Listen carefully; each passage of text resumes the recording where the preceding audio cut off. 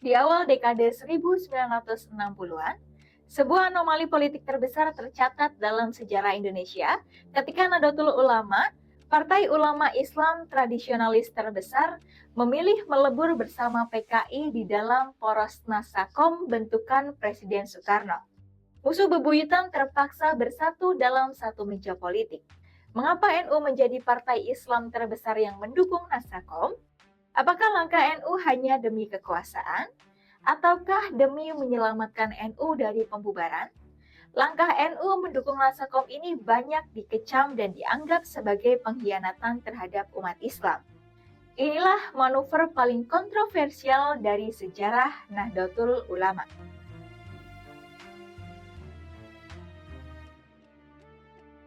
Untuk memahami bagaimana Nahdlatul Ulama mendukung Nasakom dan rela satu meja dengan musuh bebuyutannya PKI, kita harus mundur ke tahun 1952, tahun di mana NU keluar dari Masyumi. Masyumi sendiri adalah partai Islam raksasa yang menaungi berbagai organisasi Islam, termasuk NU dan Muhammadiyah. Pada akhir kisah sejarah ini, NU memilih menyelamatkan diri dengan mendukung Nasakom dan Masyumi secara tragis dibubarkan oleh Soekarno.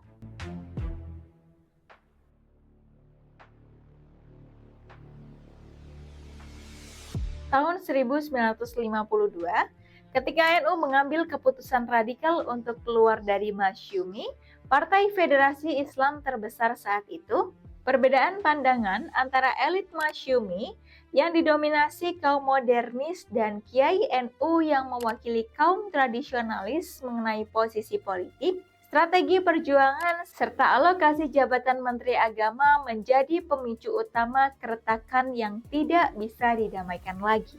Keputusan keluar dari Masyumi lewat Muktamar ke-19 di Palembang sempat dipandang sebelah mata oleh banyak pengamat politik. Banyak pihak meramalkan bahwa tanpa payung politik Masyumi, NU akan kembali menjadi organisasi pedesaan yang terisolasi dan kehilangan taji di kancah nasional.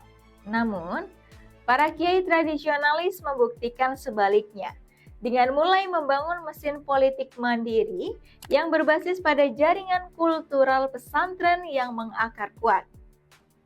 Pada pemilu tahun 1955, NU mengejutkan publik dengan meraih posisi 3 besar secara nasional, tepat di bawah PNI dan Masyumi, serta berhasil mengungguli PKI yang menempati posisi keempat. Dengan mengantongi hampir 7 juta suara, NU mengamankan 45 kursi di parlemen dan 91 kursi di konstituante. Sebuah pencapaian yang luar biasa bagi partai politik baru. Kemenangan ini memberikan NU modal politik dan rasa percaya diri yang tinggi sebagai perwakilan kaum muslim tradisionalis. Posisi NU tidak lagi bisa diabaikan oleh kekuatan politik manapun, termasuk oleh Presiden Soekarno. NU diperhitungkan sebagai kekuatan besar yang berpengaruh pada dinamika politik saat itu.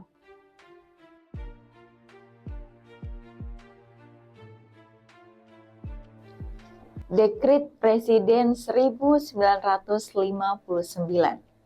Memasuki akhir dekade 1950-an, eksperimen Indonesia dengan sistem demokrasi liberal mulai menemui jalan buntu. Ketidakstabilan kabinet yang jatuh bangun dalam hitungan bulan, ditambah meletusnya berbagai pemberontakan regional seperti PRRI dan Permesta, membuat situasi keamanan nasional berada di ambang kehancuran. Melihat kekacauan yang makin meruncing, sebuah sistem politik terpusat yang menempatkan institusi kepresidenan sebagai poros utama kekuasaan dengan dukungan penuh dari pihak militer dan partai-partai massa yang loyal kepada revolusi. Puncaknya terjadi pada 5 Juli tahun 1959. Ketika Soekarno mengeluarkan dekret presiden yang secara resmi membubarkan konstituante dan mengembalikan konstitusi negara ke Undang-Undang Dasar 1945.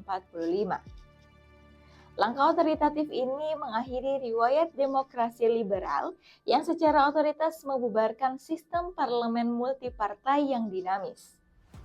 Di bawah payung baru demokrasi terpimpin inilah Soekarno melahirkan Nasakom.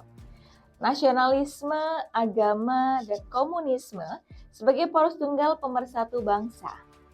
Soekarno mewajibkan seluruh elemen politik untuk melebur ke dalam wadah gotong royong ini sebagai syarat mutlak partisipasi dalam negara.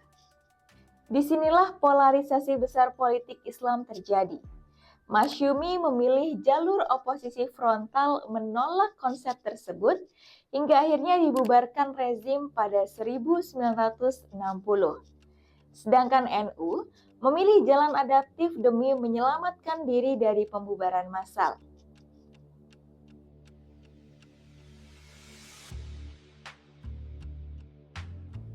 Mengapa NU mendukung Nasakom? Keputusan NU untuk menerima konsep Nasakom memicu kritik tajam dari kubu Islam modernis. Namun, bagi para kiai dan ulama tradisionalis di dalam jajaran Syuriah PBNU, pilihan politik ini bukanlah sebuah kepatuhan buta tanpa prinsip. Langkah tersebut didasarkan dari Khazanah Fikih Siyasah atau hukum tata negara Islam. Dalam doktrin politik Sunni tradisional yang dianut NU, keberadaan sebuah pemerintahan yang sah dan berkuasa secara de facto, meskipun memiliki banyak kekurangan atau dipimpin oleh penguasa yang otoriter, harus tetap diakui dan didukung demi mencegah timbulnya chaos atau anarkis dan pertumpahan darah sipil atau fitnah. Para kiai memandang bahwa stabilitas negara adalah persyaratan mutlak agar umat Islam dapat menjalankan ibadah secara damai, pesantren tetap bisa beroperasi, dan hukum syariat dalam ruang privat tetap terjaga. Oleh karena itu, keikutsertaan NU dalam poros Nasakom dipandang sebagai bentuk pemenuhan kewajiban agama untuk meminimalkan dampak buruk. Jika NU menolak ikut serta, maka representasi unsur agama dalam rumus politik Soekarno akan kosong, atau dikuasai oleh elemen lain yang tidak ramah terhadap kepentingan kaum tradisionalis. Menjadi bagian dari kekuasaan adalah siasat logis agar suara umat Islam tetap memiliki daya tawar di dalam istana. Di sisi lain, Masyumi yang menolak keras Nasakom dibubarkan oleh Soekarno karena tidak mendukung pemerintah dan keterlibatan beberapa tokohnya dalam pemberontakan.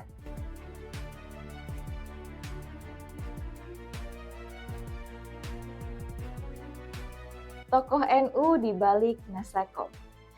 Manuver politik NU dalam era demokrasi terpimpin diarsiteki oleh dua kiai senior. Salah satunya adalah Kiai Wahab Hasbuwah. Selaku Rais A'am Syuriah, ia bertindak sebagai jangkar ideologis organisasi. Beliaulah yang memproduksi argumen-argumen keagamaan yang kokoh untuk membentengi NU dari serangan moral luar. Salah satu ijtihad politik monumentalnya adalah saat pemberian gelar Waliul Amri Ad-Daruri Bisyaukah atau pemegang kekuasaan darurat yang berwenang mutlak kepada Presiden Soekarno. Gelar ini secara fikih mengikat legitimasi keagamaan Soekarno di mata kaum santri, sekaligus mengunci posisi NU sebagai mitra istimewa Presiden. Di sisi lain, Kiai Haji Idam Khalid yang menjabat sebagai Ketua Umum Tanfidiyah memimpin pelaksanaan taktik politik sehari-hari di Jakarta. Idam Khalid dikenal sebagai sosok diplomat yang tenang dan fleksibel. Melalui kepemimpinan taktis Idam Khalid, NU berhasil mengamankan jabatan Wakil Perdana Menteri serta kursi Wakil Ketua di MPR GR. Pada masa ini, rezim Soekarno sedang gencar-gencarnya mempreteli kekuatan politik yang berseberangan dengannya. Kerjasama Kiai Wahab dan Kiai Idam berhasil mengamankan posisi NU pada era demokrasi terpimpin.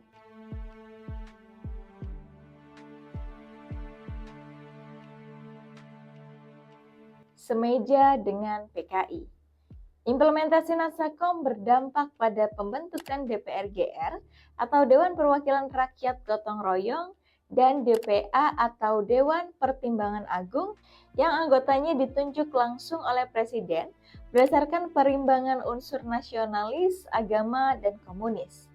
Untuk pertama kalinya dalam sejarah, para ulama dan kiai NU harus duduk berdampingan di satu meja kabinet dan ruang sidang yang sama dengan para tokoh Marxist-Leninis Tulen seperti D.N. Aidit dan Nyoto. Ini adalah ironi, mengingat NU dan PKI mempunyai sejarah konflik berdarah pada tragedi pemberontakan Madiun 1948. Pada tragedi itu, banyak santri dan kiai NU menjadi korban keberingasan PKI pimpinan Munawar Musuh. Meski demikian, koeksistensi satu meja ini sejatinya dipenuhi oleh ketegangan psikologis dan kecurigaan yang mendalam di balik senyuman formal para tokohnya. Elit NU sadar betul bahwa mereka sedang memainkan permainan kartu politik tingkat tinggi yang berbahaya.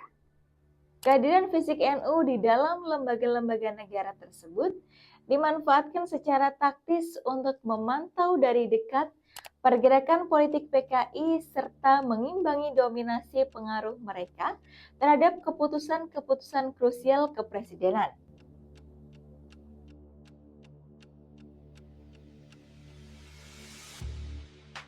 NU versus PKI. Ketenangan teatrikal dan harmoni politik yang dipertontonkan di atas meja kabinet Jakarta nyatanya berbanding terbalik dengan realitas berdarah yang terjadi di lapangan.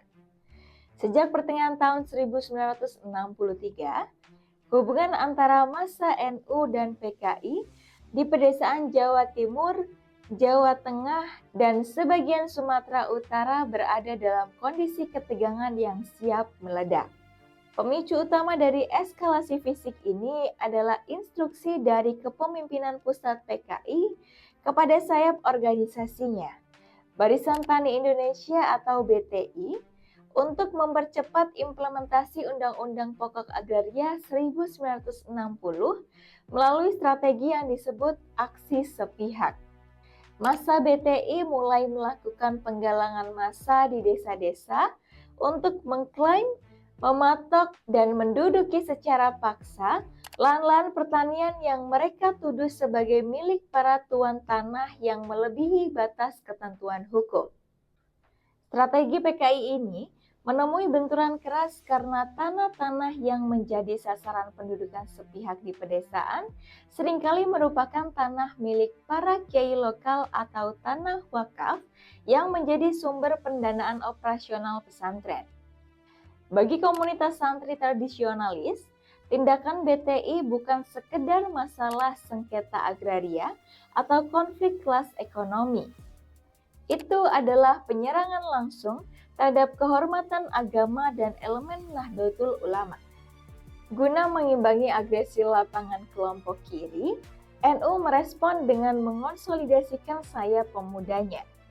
Gerakan pemuda Ansor untuk membentuk badan semi-militer taktis yang dinamakan Barisan Ansor Serbaguna atau Banser.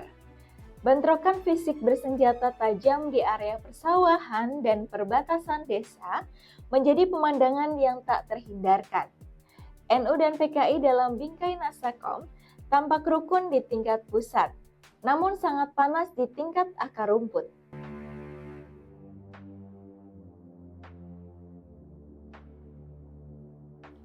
Motif kompromi NU. Pilihan NU bertahan pada Nasakom adalah sebuah strategi pertahanan hidup institusional yang rasional di tengah landscape politik yang ekstrim. Salah satu target taktis utama yang berhasil diamankan NU lewat kompromi ini adalah mempertahankan kendali penuh atas Kementerian Agama. Selain perlindungan institusional, keberadaan NU di dalam kabinet demokrasi terpimpin berfungsi sebagai rem politik atau kekuatan penyeimbang. Para pemimpin NU sadar bahwa jika mereka memilih mundur atau mogok dari pemerintahan, Soekarno akan jatuh sepenuhnya ke dalam dekapan pengaruh PKI. Posisi di dalam lingkaran kekuasaan memberikan NU akses logistik, kapital, dan perlindungan hukum yang sangat krusial bagi basis masanya di daerah. Di era ekonomi terpimpin, di mana distribusi sumber daya sangat bergantung pada kedekatan dengan pusat kekuasaan, akses politik ini digunakan NU untuk merawat dan memperkuat struktur organisasi keagamaannya yang masif. Memastikan gerbong tradisionalis tetap utuh secara ekonomi dan sosial, menyongsong akhir dari krisis politik nasional.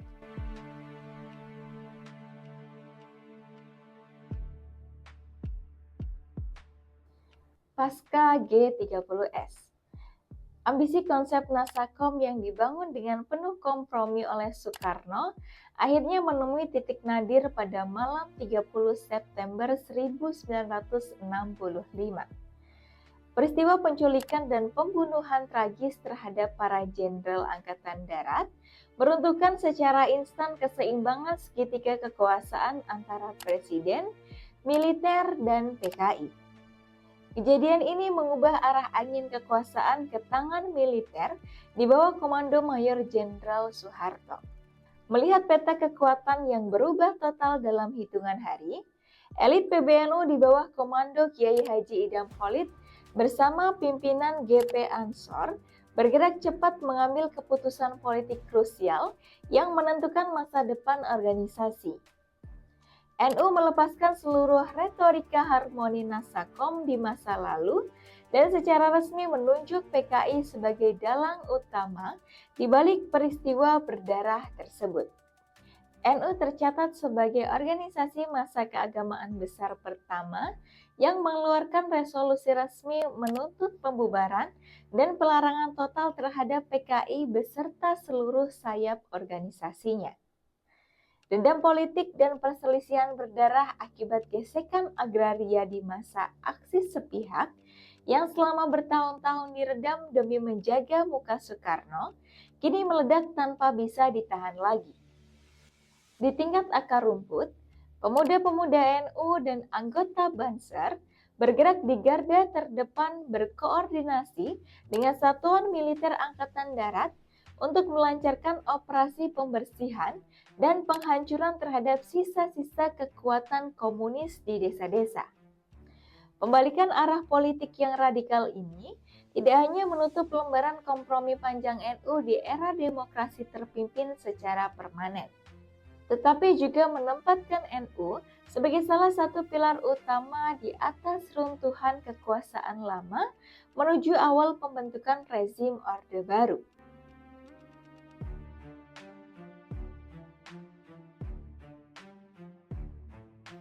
Poros politik Nasakom yang dibangun lewat kompromi bertahun-tahun runtuh total dalam semalam pasca peristiwa G30S.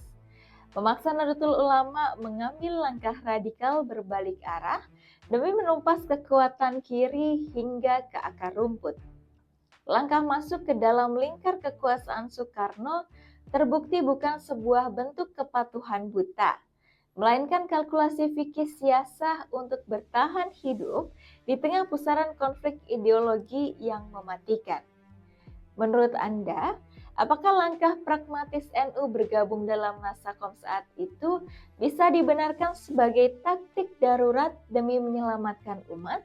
Atau kompromi dengan kelompok komunis tersebut justru menjadi noda sejarah yang sulit dihapuskan? Tulis pendapat Anda di kolom komentar. Mari kita berdiskusi dengan sehat. Dukung channel kami dengan cara subscribe dan nyalakan notifikasi supaya Anda tidak ketinggalan video terbaru dari kami. Jangan lupa like dan bagikan video ini. Terima kasih sudah menonton hingga akhir. Sampai jumpa di video selanjutnya.